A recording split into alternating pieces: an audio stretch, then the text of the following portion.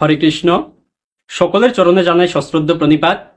আপনাদের সবাইকে জানাই দৈনিক গীতামৃতের পঞ্চত্রিংশ বা ৩৫তম পর্বে সুস্বাগতম, কৃষ্ণপ্রীতি এবং শুভেচ্ছা। দৈনিক গীতামৃতের আজকের এই পর্বে আমি আপনাদের নিকট আলোচনা করব ভগবদ গীতার প্রথম অধ্যায়ের পঞ্চচত্বারিংশ বা ৪৫তম শ্লোক নিয়ে। আপনারা সকলে ধৈর্য এবং মনোযোগের সহিত ভিডিওটিকে না টেনে সম্পূর্ণ শেষ পর্যন্ত দেখুন এবং শ্লোকের মাহাত্ম্য এবং তাৎপর্য হৃদয়ঙ্গম করুন। আমি শুরু করছি, আপনারা সাথেই থাকুন। ওম নমঃ ভগবতে বাসুদেবায়, ওম নমঃ ভগবতে বাসুদেবায়, ওম নমঃ ভগবতে বাসুদেবায়। শ্রীমদ্ ভগবদ গীতা প্রথম অধ্যায় বিষাদীয়। তো শ্লোকটি হচ্ছে অর্জুনের। ওম ইয়দি মাম প্রতিকারম অশস্ত্রম শস্ত্রপানয় ধার্তরাষ্ট্রারণে হন্যস্তন্মেক শ্যামতরম ভবেত। অনুবাদ: প্রতিরোধ রহিত ও নিরস্ত্র অবস্থায় আমাকে যদি শস্ত্রধারী ধৃতরাষ্ট্রের পুত্রেরা যুদ্ধে বধ করে, তাহলে আমার অধিকতর মঙ্গলই হবে। তো এই শ্লোকে অর্জুন ভগবান শ্রীকৃষ্ণের নিকট বলছেন যে প্রতিরোধ রহিত, অর্থাৎ অর্জুন কোনো রকম প্রতিরোধ করবে না, কিংবা প্রতিরোধ করার মতো তার ইচ্ছা কিংবা শক্তি থাকবে না, এবং সে অস্ত্রহীন থাকবে অথবা অস্ত্র পরিত্যাগ করবে। ওই রকম অসহায়পূর্ণ অবস্থায়ও যদি ধৃতরাষ্ট্রের পুত্রেরা অর্থাৎ কৌরবেরা অর্জুনকে বধ করে, তবুও তার কাছে মনে হচ্ছে যে এই যুদ্ধ করার চেয়ে সেটা আরো বেশি মঙ্গল হবে।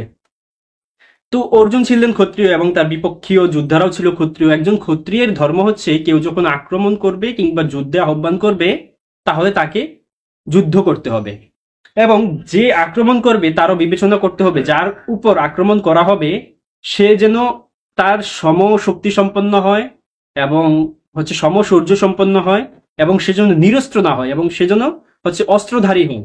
যে নিরস্ত্র বা যে অসহায় বা যে পঙ্গু কিংবা অসুস্থ, তার উপর কখনো এবং যে প্রতিরোধ রহিত, তার উপর কখনো আক্রমণ করা যাবে না।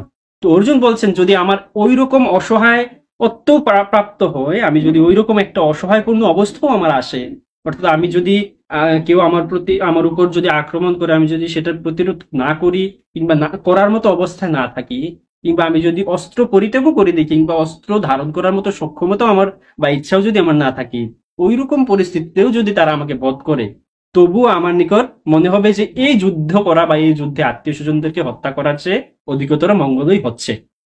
তো অর্জুন সেটা বুঝাচ্ছেন। তো এই শ্লোক সম্বন্ধে আমি আমার মতামত প্রদর্শন করলাম। তো এই শ্লোক সম্বন্ধে শ্রীল প্রভুপাদ কি মন্তব্য করছেন সেই বিষয়টাও আমরা তাৎপর্য থেকে দেখে নিই। তাৎপর্য: ক্ষত্রিয় রণনীতি অনুসারে নিয়ম হলো, শত্রু যদি নিরস্ত্র হয় বা যুদ্ধে অনিচ্ছুক হয়, তবে তাকে আক্রমণ করা যাবে না। কিন্তু অর্জুন স্থির করলেন যে এই রকম বিপজ্জনক অবস্থায় তার শত্রুরা যদি তাকে আক্রমণও করে, তবুও তিনি যুদ্ধ করবেন না। তিনি বিবেচনা করলেন না যে শত্রুপক্ষ যুদ্ধ করতে কতটা আগ্রহী ছিল। অর্জুনের এই ধরনের আচরণ ভগবত ভক্তচিত কোমল হৃদয়বৃত্তির পরিচয়। তো শ্রীল প্রভুপাদ কি মন্তব্য করছেন সেই বিষয়টা আমরা দেখে নিই। আমি আরেকটু মন্তব্য প্রদান করছি যে একজন ভক্ত, তার প্রতিও যদি কেউ অন্যায় করে, তার উপর যদি কেউ আক্রমণও করে, তবুও সে আত্মীয় স্বজন বা সাধারণ মানুষ কিংবা কোনো মানুষের প্রতি আক্রমণ করা বা তাদেরকে হত্যা করা কখনো শ্রেয়স্কর মনে করে না। এটা একজন ভক্তের এবং একজন ধার্মিক ব্যক্তির কোমল হৃদয়বৃত্তির পরিচয়। তো এই শ্লোক পাঠে, এই শ্লোক সম্বন্ধে মতামত প্রকাশে বা তাৎপর্য প্রদর্শনে কিংবা উচ্চারণে কোনো রকম ভুল ত্রুটি হয়ে থাকলে বা কোনো কিছুর অভাব থেকে থাকলে আপনারা সেটা ক্ষমাসুন্দর দৃষ্টিতে দেখবেন। আপনাদের সহিত দেখা হচ্ছে পরবর্তী পর্বে, পরবর্তী ভিডিওতে, পরবর্তী শ্লোকের পর্যালোচনায়। ততক্ষণ ভালো থাকুন, সুস্থ থাকুন, আমাদের সাথে থাকুন। হরে কৃষ্ণ।